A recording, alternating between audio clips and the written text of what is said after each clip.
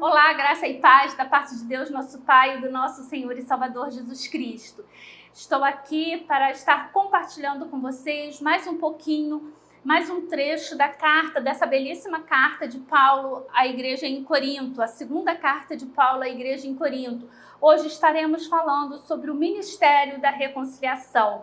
Paulo vai estar falando com aqueles irmãos para que eles se reconciliem com Deus e para que eles falem dessa reconciliação, propaguem o evangelho para as pessoas que ainda não têm Deus como seu único e suficiente Salvador. Nós estaremos dividindo o nosso estudo hoje em 3 pontos. Estaremos primeiro estudando a respeito da reconciliação, porque para haver reconciliação, num primeiro momento tem que ter havido um desentendimento, tem que ter havido uma separação, tem que ter havido uma ruptura. E o homem, ele rompeu com Deus quando ele pecou ali no Éden. Tanto é que quando Deus vai ao jardim, após Adão e Eva terem comido do fruto da árvore do bem e do mal, que Deus havia dito para eles que eles não poderiam comer, Deus não pergunta a Adão: o que você fez, Adão? Mas Deus pergunta a Adão: onde você está, Adão? Demonstrando que a partir daquele momento, Deus, que todo dia passava ali no romper da tarde para conversar, para dialogar, para se relacionar com o homem, agora o homem se afastou de Deus. O homem busca um outro caminho, então esse relacionamento ele é rompido. Então Paulo vai falar sobre a reconciliação, porque Deus então ele vai enviar Jesus para que haja uma reconciliação com o homem. E esse é o segundo ponto do nosso sermão, a reconciliação, que só pode ocorrer por meio de Cristo Jesus. Ao aceitarmos Jesus Cristo como nosso único e suficiente Salvador, o nosso relacionamento é então restaurado com Deus. E o último ponto que podemos separar desse texto que estaremos lendo e estudando, meditando nessa manhã, é o de que devemos estar agora, tendo tido o nosso relacionamento com Deus restaurado, nós devemos ser embaixadores de Deus e devemos então levar essa mensagem para as outras pessoas. Entendam, Paulo diz que nós somos embaixadores do Rei.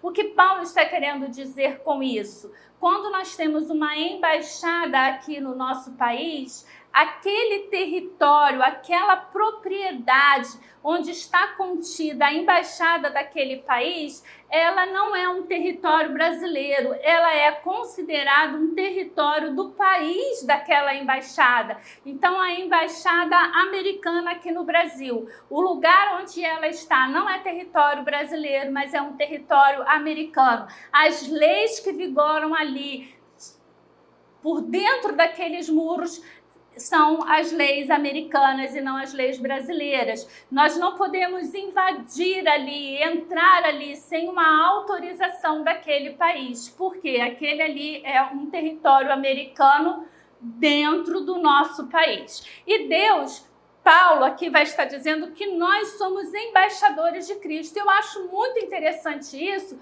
porque o que isso significa, irmãos? Que nós estamos aqui, mas as leis que vigoram sobre a nossa vida devem ser as leis de Deus. E que nós, como representantes dessa embaixada, devemos propagar essa lei, devemos propagar essa verdade para aqueles que ainda não a possuem. Vamos então abrir as nossas Bíblias lá na segunda carta de Paulo aos Coríntios, capítulo 5, versículo 18 até o versículo 2 do capítulo 6. Paulo vai dizer o seguinte: ora, Tudo provém de Deus, que nos reconciliou consigo mesmo por meio de Cristo e nos deu o ministério da reconciliação, a saber que Deus estava em Cristo, reconciliando consigo o mundo, não imputando aos homens as suas transgressões, e nos confiou a palavra da reconciliação, de sorte que somos embaixadores em nome de Cristo, como se Deus exortasse por nosso intermédio. Em nome de Cristo, pois, rogamos que vos reconcilieis com Deus. Aquele que não conheceu pecado, ele o fez pecado por nós, para que nele fôssemos feitos justiça de Deus. E nós, na qualidade de cooperadores com ele, também vos exortamos a que não recebais em vão a graça de Deus, porque ele diz: eu te ouvi no tempo da oportunidade e te socorri no dia da salvação. Eis agora o tempo sobremodo oportuno. Eis agora o dia da salvação. Que Deus abençoe sua palavra lida. Curva sua fronte nesse momento e vamos orar pedindo a Deus que esteja conosco, esteja nos dirigindo na condução desse estudo. Amado Deus, eterno Pai, graças te damos, Senhor, pela oportunidade de estudarmos a Tua palavra. Graças te damos, Senhor, pela Tua verdade que nos é revelada. Graças te damos, ó Pai, pelo pleno entendimento da Tua palavra que o Teu Espírito nos concede. Pedimos nesse momento, Senhor, em que esse estudo está sendo assistido, a qualquer tempo, que, ó Pai, a Tua palavra se revele a esses corações que estão assistindo. Que eles sejam plenos do entendimento da Tua palavra. Que haja, ó Deus, mudança de vida. Que haja mudança de comportamento. Que haja, Senhor, restauração. Que haja uma reconciliação. Se alguém que está assistindo esse vídeo ainda não tem o Teu Filho como único e suficiente Salvador, nós te pedimos que o Teu Espírito Santo toque, Senhor, nessa vida e que haja então, por meio de ouvir essa palavra, o falar do Teu Espírito nessas vidas e que elas possam ter esse encontro contigo. Que haja também, Senhor, o despertamento espiritual para que possamos pregar, Senhor, as boas novas do Evangelho a tempo e fora de tempo. É o que nós te pedimos em nome de Jesus. Amém. Deus não precisa se reconciliar com o homem, pois isso já foi feito por Cristo na cruz. É o homem pecador que precisa se reconciliar com Deus. A religião é a tentativa medíocre do ser humano de se reconciliar com Deus. Uma série de esforços que já estão condenados ao fracasso. A pessoa que nos reconcilia com Deus é Jesus Cristo, e o lugar dessa reconciliação é a cruz. Paulo começa essa fase aqui da carta, começando aqui no versículo 18, a dizer para aqueles irmãos: ora, tudo provém de Deus, que nos reconciliou consigo mesmo por meio de Cristo e nos deu o ministério da reconciliação. Quando Paulo diz aqui que tudo provém de Deus, o que Paulo está dizendo é: todo o plano de salvação e toda a história da redenção, culminando numa nova criação no final dos tempos, tem sua origem e está centralizada em Deus. Porque lá no início, quando o homem peca, Deus já diz ali que por meio, né, do fruto da mulher viria aquele que esmagaria a cabeça da serpente. Viria aquele que restauraria o relacionamento entre o homem e Deus. Mais uma vez eu vou dar o exemplo de que naquele momento ali houve uma ruptura relacional. Então Deus pergunta para o homem: Adão, onde você está? Porque quando nós pecamos, nós nos separamos de Deus. E agora então, nós nos afastamos. Não pode haver, irmãos, compatibilidade, não há adesão entre Deus e o pecado, porque Deus é santo. Jesus Cristo ali na cruz do Calvário, o seu momento de maior agonia, ele vai dizer: Deus meu, por que me desamparaste? Porque naquele momento em que é imputado ali em Cristo Jesus todos os nossos pecados, há uma ruptura, há uma separação. E aí ele vai dizer: por que, Senhor, me desamparaste? Porque Deus não pode coabitar com o pecado. Então é o homem que se afasta de Deus. O homem rompe o relacionamento com Deus. Mas Paulo aqui está dizendo que tudo provém de Deus.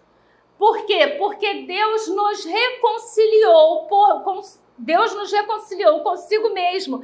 O Evangelho, irmãos, é a única história aonde o herói morre pelo vilão. O herói faz questão de morrer pelo vilão. Porque Cristo, ele quis morrer na cruz do Calvário, ele aceita morrer na cruz do Calvário por causa dos nossos pecados. Isaías vai dizer que nós reputávamos que ele era o culpado, mas na verdade ele não era o culpado. Ele morria pelas nossas culpas. Então, tudo provém de Deus, que nos reconciliou consigo mesmo por meio de quê? De Cristo Jesus. Irmãos, não há outro meio pela qual nós possamos ser salvos se não for por meio de aceitar o sacrifício de Cristo na cruz do Calvário. Esse texto de hoje é um texto importantíssimo para o nosso entendimento, porque Paulo, mais uma vez, vai deixar isso claro.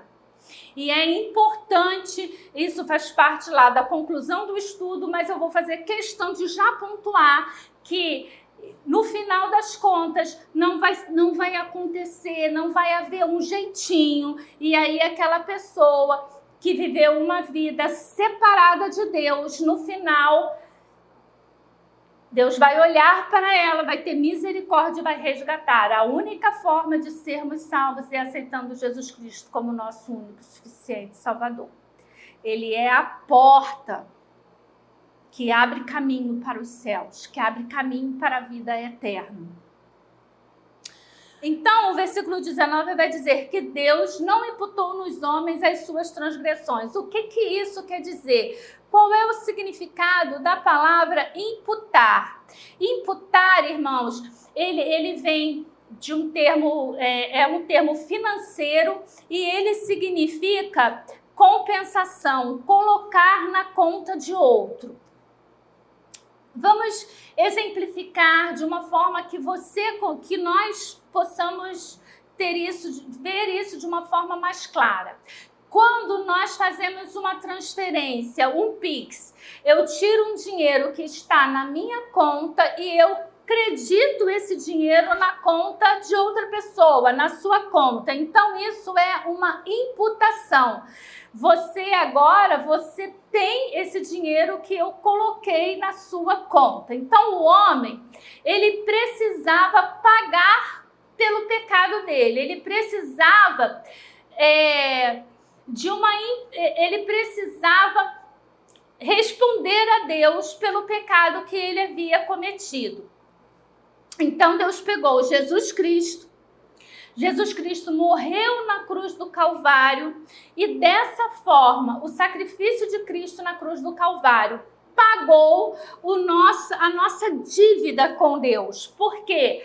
Ele sofre na cruz do Calvário e a sua morte é creditada na nossa conta, é imputada na nossa conta.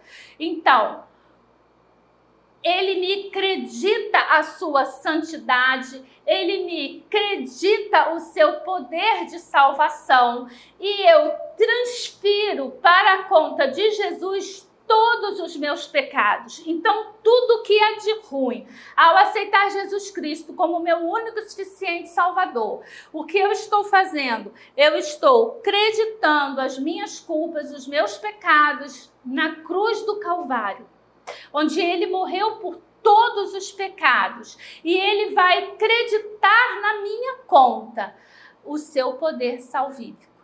E dessa forma, então, o homem pode voltar a se relacionar com Deus. Então, por que a gente diz que o único meio pela qual nós podemos ser salvos é por meio de Jesus? Porque, primeiro, eu não morri numa cruz. Segundo, por mais que eu faça, eu nunca vou conseguir deixar de pecar. Porque a nossa natureza, ela é pecaminosa. Por meio de um homem veio o pecado sobre o mundo, mas por meio de um homem veio a salvação sobre o mundo. Então, somente por meio de Jesus Cristo, somente por meio de aceitarmos a morte de Cristo na cruz do Calvário, é que nós podemos ser salvos. Porque ele teve poder para vencer a morte. Por quê? Porque ele não pecou. Então ele ressuscita. E aí ele nos dá nova vida, porque nós também ressuscitamos com ele. Nós morremos com ele e nós ressuscitamos com ele, como estudamos na aula passada. Um bom exemplo, irmãos, também para nós entendermos esse versículo 18 e 19 sobre a nossa separação, a nossa ruptura e a reconciliação que Deus estabelece com o homem por meio de Cristo Jesus, está lá na belíssima carta de Filemão, uma carta particular que Paulo escreve ao seu amigo Filemão em favor de Onésimo. Observe que nessa carta, Onésimo era um escravo de Filemão que havia fugido da casa de Filemão, causando um certo prejuízo para Filemão. Ele vai para Roma e lá ele encontra Paulo. E Paulo, então, fala de Deus para Filemão e para Onésimo, e Onésimo se converte. Mas Onésimo, ele era escravo de quem? De Filemão, que também era amigo de Paulo. E Paulo, então, vai escrever uma carta ao seu amigo, pedindo que ele não impute sobre Onésimo nenhuma culpa do que ele havia feito. Que se Onésimo deu para ele algum prejuízo, que Filemão, ao invés de imputar, ao invés de castigar, ao invés de matar Onésimo, que ele colocasse essa culpa, essa dívida na conta dele, na conta de Paulo. Se você tiver oportunidade, leia ali essa belíssima carta, é bem pequena, mas tem muito conteúdo e nos ajuda a entender o que Cristo fez na cruz do Calvário. Versículo 20, Paulo vai dizer: de sorte que somos embaixadores em nome de Cristo, como se Deus exortasse por nosso intermédio. Em nome de Cristo, pois, rogamos que vos reconcilieis com Deus. Então, Paulo, ele pode estar apelando diretamente aos coríntios para que eles se reconciliem com Deus. Mas Paulo também está resumindo o apelo que Deus faz ao mundo inteiro para que se reconciliem com Deus.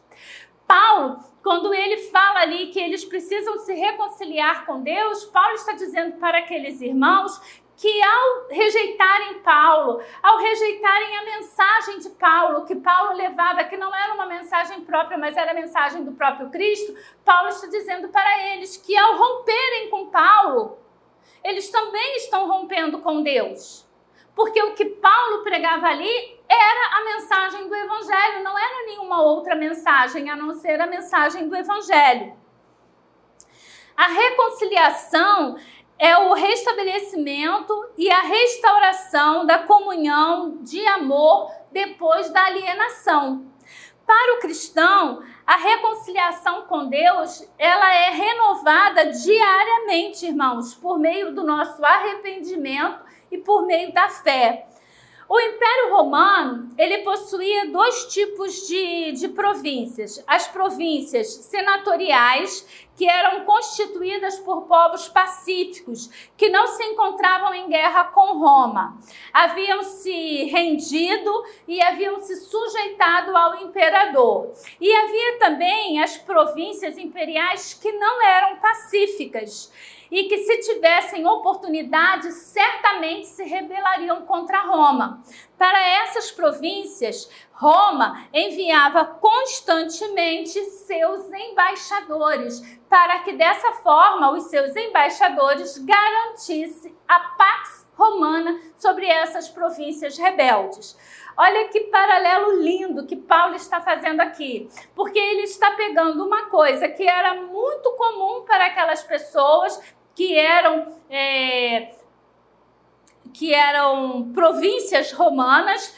Corinto era uma província romana e Paulo está dizendo, olha, Roma não tem vários tipos de província, não existem as províncias rebeldes.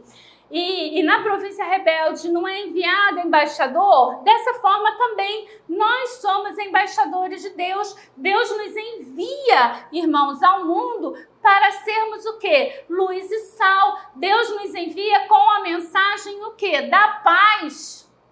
Da paz de Deus, da paz que excede todo o entendimento. Então nós somos embaixadores de Deus, nós somos representantes de Deus aqui nesse país, aqui nesse mundo.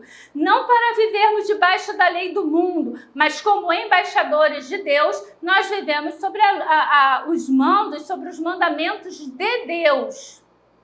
E para quê? Para manter a paz, irmãos. Nós estamos aqui no mundo para levar a paz de Deus a todos os homens, para levar a mensagem do Evangelho, que só Jesus Cristo salva. Nós estamos aqui no mundo para sermos luz e sal.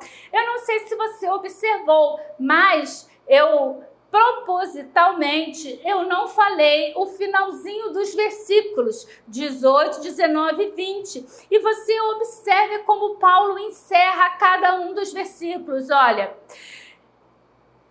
nos deu o ministério da reconciliação, nos confiou a palavra da reconciliação. Em nome de Cristo, pois, rogamos que vos reconcilieis com Deus. Paulo está dizendo, em nome de Cristo, eu peço que vocês se reconciliem com Deus agora, que vocês já estabeleçam a sua comunhão com Deus. Por quê? Porque vocês precisam levar o ministério da reconciliação para todos os perdidos, porque Ele nos confiou essa palavra da reconciliação. Irmãos, quando nós aceitamos o sacrifício de Cristo na cruz do Calvário, nós precisamos, a partir desse momento, já estudamos na aula passada, se você não assistiu, você assista, por favor, o vídeo, porque ele vai falar que nós, ao aceitarmos Jesus Cristo como nosso único Salvador, Ele que morreu na cruz pelos nossos pecados, nós agora passamos a viver a vida dele. Uma vida de santidade. Devemos buscar viver uma vida de santidade. Uma vida não em prol dos bens terrenos, mas uma vida que busca construir aquilo que vai viver na eternidade. Falamos sobre as obras que serão testadas, passadas pelo fogo.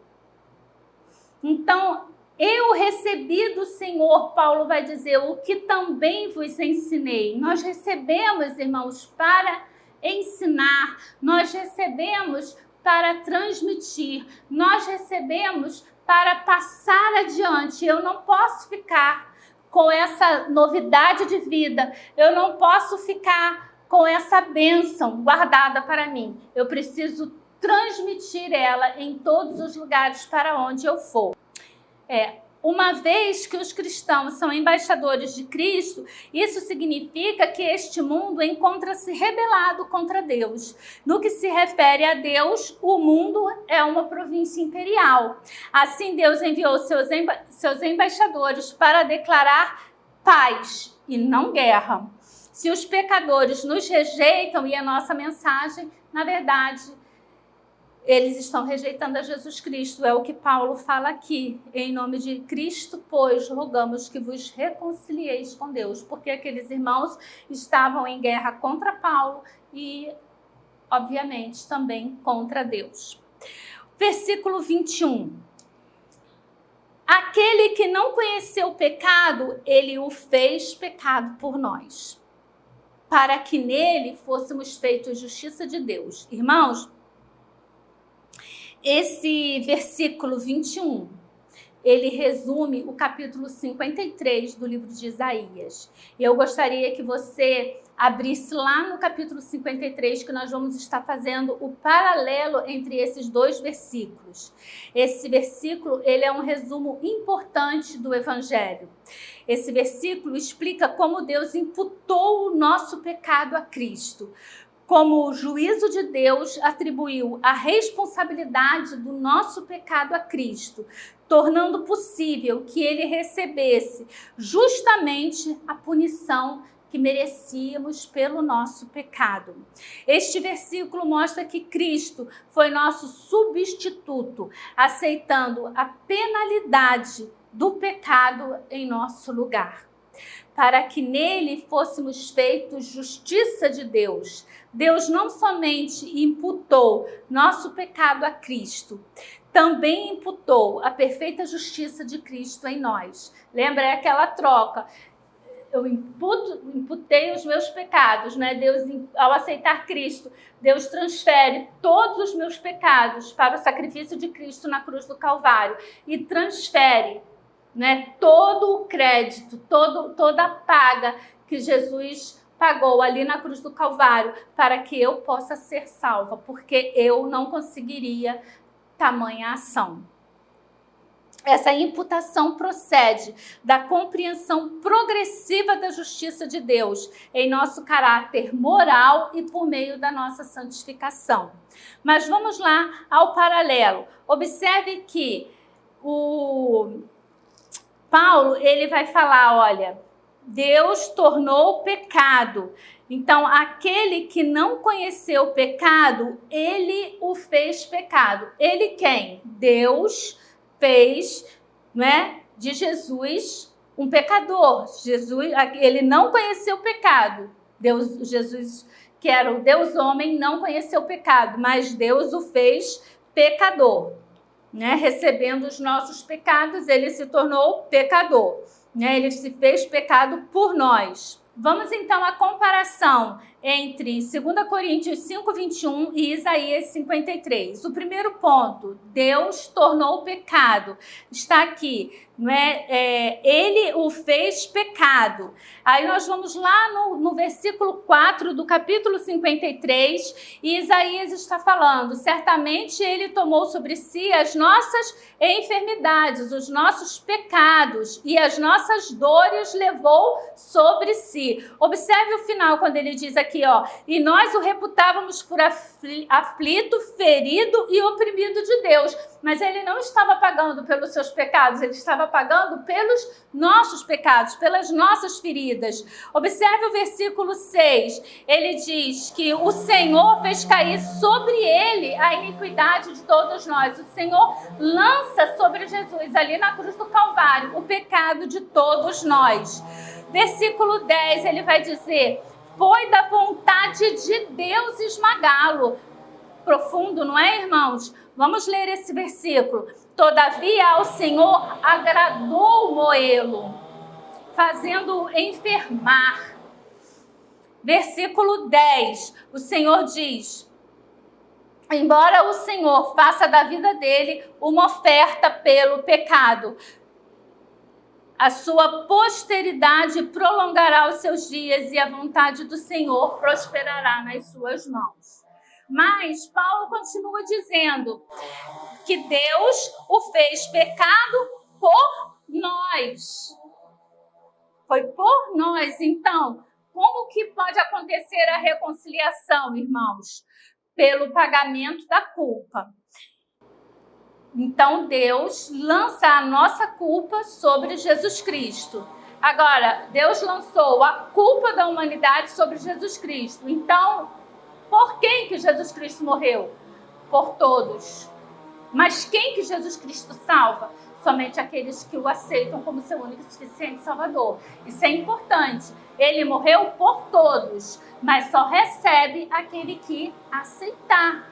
Porque Deus enviou o seu Filho ao mundo para que todo aquele que nele crê não pereça, mas tenha a vida eterna. Então ele é enviado para todos, mas somente os que nele crê é que não vão perecer. Quem não crê em Jesus Cristo como seu único e suficiente Salvador já está condenado. Então Paulo diz, por nós, e Isaías, lá no versículo 4, ele vai dizer, tomou sobre si nossa dor e levou sobre si o nosso sofrimento. Versículo 5, foi transpassado por causa das nossas transgressões, esmagado por causa das nossas iniquidades. Versículo 12, levou sobre si o pecado de muitos. E Paulo continua, aquele que não tinha pecado, aquele que não conheceu o pecado. E aí Isaías vai dizer no versículo 7, ele foi, como um cordeiro foi levado para o matadouro. Versículo 9, ele vai dizer, sem violência e sem engano, designaram-lhe a sepultura como os perversos, não é? E aí ele vai dizer aqui, olha, nem dolo algum se achou em sua boca. E ele vai também, Paulo vai completar, não é? Para que nele nos tornássemos, para que nele fôssemos feitos justiça de Deus. Então o versículo 5 de Isaías, ele vai dizer, ele nos trouxe a paz. E o versículo 11 vai dizer, ele fará com que muitos sejam considerados justos. Agora, o versículo 1 do capítulo 6, Paulo vai dizer, e nós, na qualidade de cooperadores com ele, também vos exortamos a que não recebais em vão a salvação de Deus, nem em vão a graça de Deus. Paulo cumprira seu papel de embaixador de Cristo em Corinto, chegando ali com as boas novas do Evangelho da reconciliação. Paulo fundou a igreja de Corinto. Os coríntios foram levados ao Evangelho por meio de Paulo e não dos judaizantes, que agora os coríntios achavam serem mais importantes e mais santos e mais poderosos do que o apóstolo Paulo. Então, se os coríntios permitissem que sua igreja fosse assolada pelos apóstolos falsos e se recusassem a se purificar de toda impureza, tanto da carne como do espírito, suas vidas glorificariam cada vez menos a Deus. E importante, irmãos, eles provariam a doce percepção no final de que, na verdade, eles nunca haviam aceitado Jesus como seu Salvador. Eles perceberiam que verdadeiramente Deus não era o Senhor de suas vidas. Versículo 2. Porque ele diz, eu te ouvi no tempo da oportunidade e te socorri no dia da salvação. Quando Deus oferece livramento, é sábio responder imediatamente, antes que a oferta seja retirada, porque, irmãos, hoje é o dia da salvação. Hoje Jesus Cristo se oferece para pagar a culpa pelos nossos pecados. Ele hoje é nosso advogado diante de Deus. Ele está ali para interceder, para dizer pelo Pai, eu morri na cruz por eles, eu paguei o preço da culpa deles. Coloque sobre mim, coloque sobre o meu sacrifício aquilo que eles mereciam. Mas vai chegar o dia em que o próprio Cristo será o juiz. E ele estará aqui julgando, nós estudamos isso na aula passada. Então, nesse dia, não haverá mais tempo para arrependimento, não haverá mais tempo para a salvação. Então, se você ainda não tem Jesus Cristo como seu único e suficiente Salvador, se a culpa pelo seu pecado ainda não foi imputada sobre ele, esse é o momento da salvação. Eu te convido a que você faça uma oração, aceitando Jesus Cristo como seu Salvador, dizendo a Ele, Senhor, eu sei que eu sou pecador, eu sei que eu preciso de perdão. Entra na minha vida. Transforma-me, limpa o meu coração.